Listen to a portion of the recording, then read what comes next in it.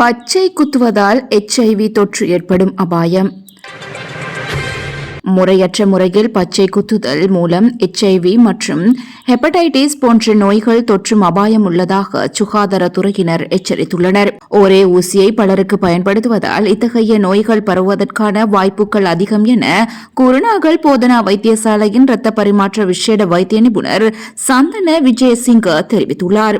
ஒருவருக்கு பயன்படுத்தப்பட்ட உபகரணங்களை அகற்றிவிட்டு மற்றொருவருக்கு புதிய உபகரணங்களை பயன்படுத்தினால் இத்தகைய அபாயத்தை தவிர்க்க முடியும் என்றும் அவர் சுட்டிக்காட்டியுள்ளார். இதுகுறித்து மேலதிக விளக்கம் அளித்த விசேட வைத்திய நிபுணர், பச்சை குத்தும் சாதாரண முறை என்பது சிறிய ஊசியை பயன்படுத்தி இரத்தம் வரும் வரை தோலில் சிறிய துளைகளை இடுவதாகும். அவ்வாறு பயன்படுத்தப்படும் ஊசிகளின் இரத்தம் படிந்திருக்க வாய்ப்புள்ளது. அந்த ஊசியை மற்றொருவருக்கு பயன்படுத்தினால் தோல் வழியாக நோய்கள் பரவும் அபாயம் உள்ளது. ஒவ்வொருவருக்கும் தனித்தனி ஊசிகளை பயன்படுத்த வேண்டும் அல்லது ஒருவருக்கு பயன்படுத்திய ஊசியை உடனடியாக அகற்றிவிட வேண்டும். HIV வைரஸ் இரத்த துளிகள் மிக குறுகிய காலமே உயிர் வாழும், விரைவில் அழிந்துவிடும். ஆனால் ஹெப்படைட்டிஸ் வைரஸ் இரத்தத்தில் நீண்ட காலம் உயிர் வாழக்கூடியது.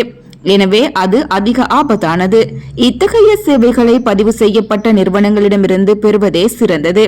இலங்கையில் இத்தகைய இடங்கள் குறைவாகவே உள்ளன.